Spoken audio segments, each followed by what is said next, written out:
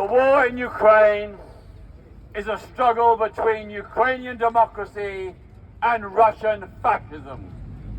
It's similar to the 1930s in Spain, when the international movement stood in solidarity with the Spanish Republic against Franco's fascist forces. This is a modern rerun today in Ukraine. And like in Spain, they shall not pass. This is a people's war. A people's war where Russia must be defeated in order to defeat fascism and to defend democracy and peace in Europe. Russia is a fascist state. It is led by a modern Führer, Vladimir Putin. It suppresses freedom of expression, the right to protest, the right to strike. The media is state-controlled. The FSB act like a modern-day Gestapo. This is a regime, and let's call it fascist by its name, because that is what it is. The Russian dictatorship protects the oligarchs against the workers.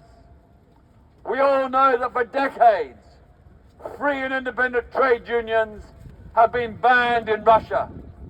And so many heroic trade unionists have ended up in prison for simply defending their fellow workers for better rights, wages, and conditions.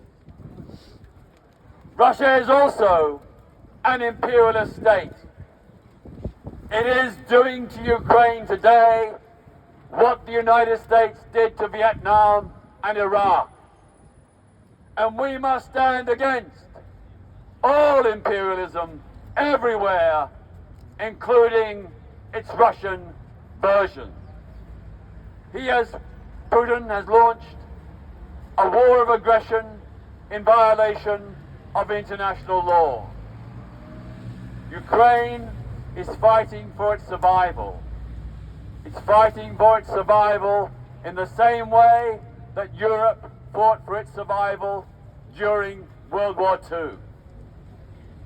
Now, I loathe violence and war. I respect everybody who is a pacifist. I accept and respect their principles. I wish there could be a negotiated settlement. I want a negotiated settlement to secure peace. But right now, that is not possible.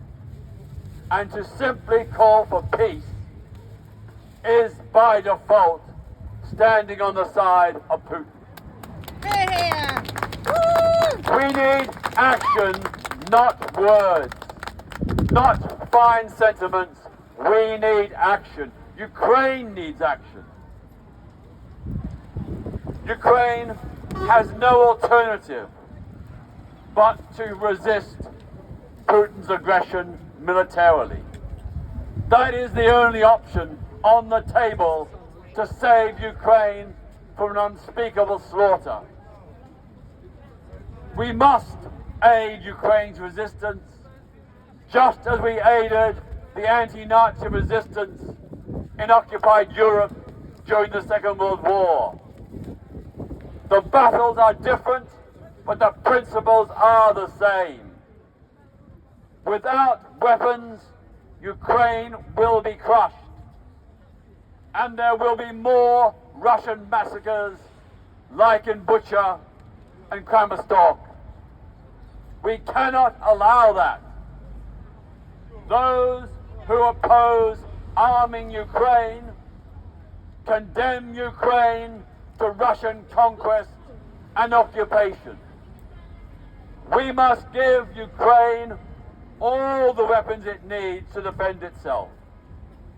I say that as someone who does not want war, but in this extreme circumstance, arming Ukraine is the only moral thing to do.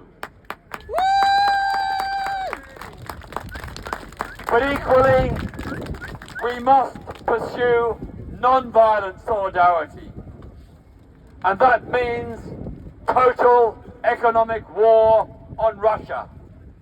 Russia must be totally cut off from the world economic community. That means a total ban on imports and exports to and from Russia.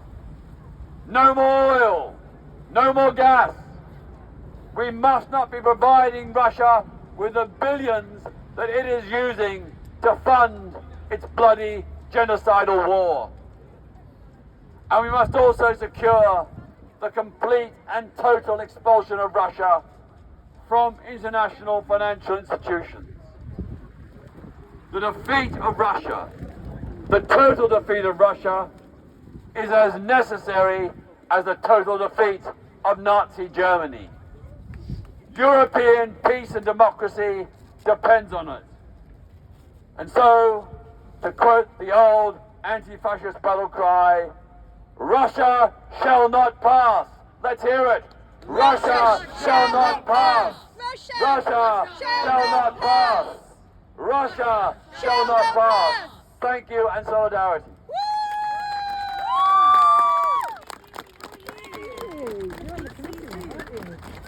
Thank you, Peter. We have one more